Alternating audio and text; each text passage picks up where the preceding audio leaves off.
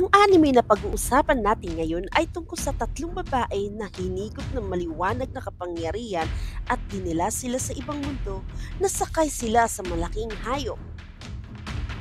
Ang tatlo ay mga dalaga sa mundo ng mga tao na hindi magkakakilala pero sila ang napili para matupad ang isang alamat sa mundo na pinagdalhan sa kanila.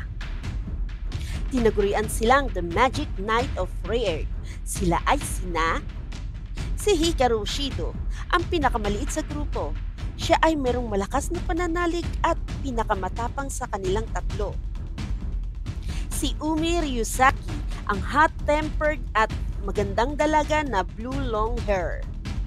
At ang ikatlo na si Fu Huiji, ang matalino at mainhin sa grupo, na ipinatawag ng isang maliit at magaling na magician na si Master Clef para ipagtanggol ang si Piro at iligtas ang isang prinsesa na si Princess Emerald. Atin alamin kung sino nga ba ang lumikha nito at ano ba ang nakatagong misteryo nito. Tara, simulan na natin.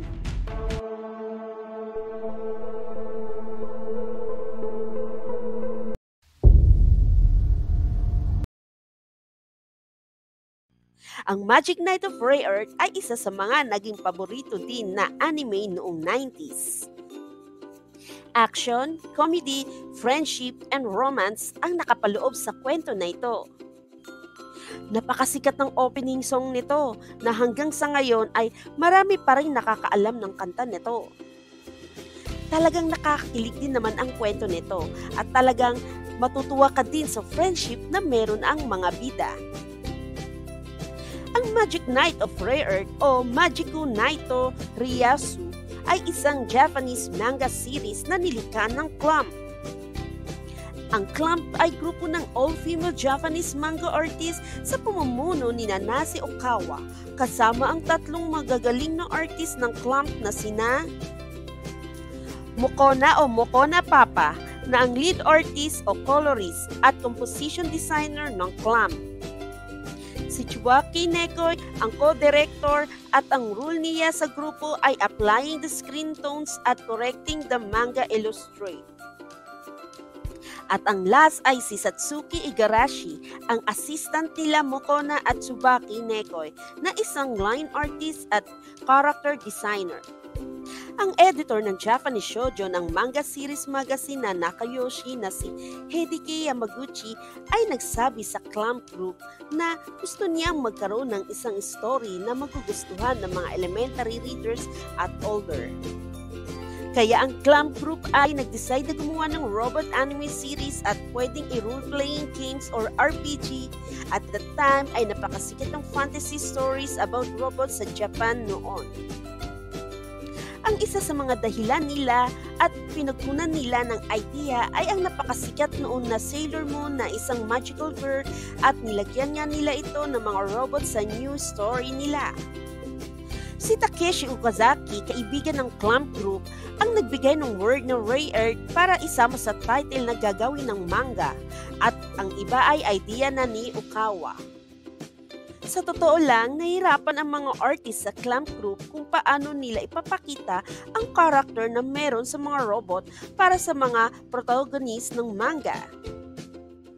Ang nais lamang ng manunulat na ang kwento nila ay dapat magugustuhan ng mga bata, matanda at ng mga kalalakihan kaya dapat talaga nila magawa ito. Pero natagumpayan naman nila ito. Dahil na rin sa pagtutulungan nila at magagandang idea na makakatulong sa isa't isa.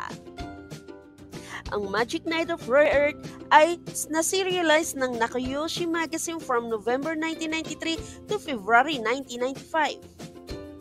Ang Kodansha na isang publishing company ng Nakayoshi Magazine ay nakabuo ng 3 tankobon volumes at sa unang season nga nito ay nagsimula i-publish noong July 22, 1994 hanggang March 6, 1995.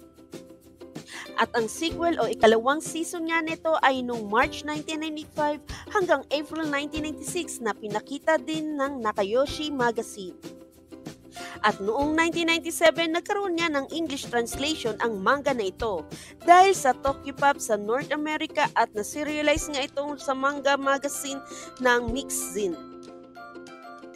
At nang nawala ng license ang Tokyopop sa series, napunta ito sa Dark Horse Comics at inilahad nga ito sa San Diego Comic-Con International 2009 panel. Samantalang ang animated series naman nito ay unang inere sa Japan ng Yomiuri TV at NNS sa Tokyo noong October 17, 1994 hanggang November 27, 1995 na dinirect naman ni Toshihiro Hirano. Ang anime na ito ay nagkaroon ng 2 season at binuo nga ito ng 49 episodes at nagkaroon nga ito ng license sa US TV series.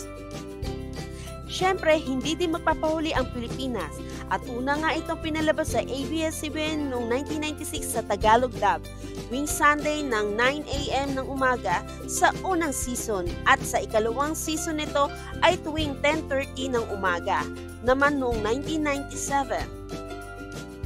At talagang naging paborito ito ng mga kabataang babae sa atin. Itunuring itong the highest rated anime series sa Pilipinas na mas naging dahilan at nagka-interes na ang mga Pinoy sa anime. Nakakatuwa ang Clamp Group dahil nakagawa sila ng isang anime na magiging tatak na rin sa ating mga Pilipino. Nakakatuwa lang talaga na alalahanin ang mga napanood na nating mga palabas noon. Lalo na at ikaw ay bata pa lamang na naging isa sa mga magagandang alaala mo sa iyong kabataan. Hindi lamang ito ang kanilang mga anime na nagawa, abangan nyo na lamang ang mga susunod pa nating mga videos.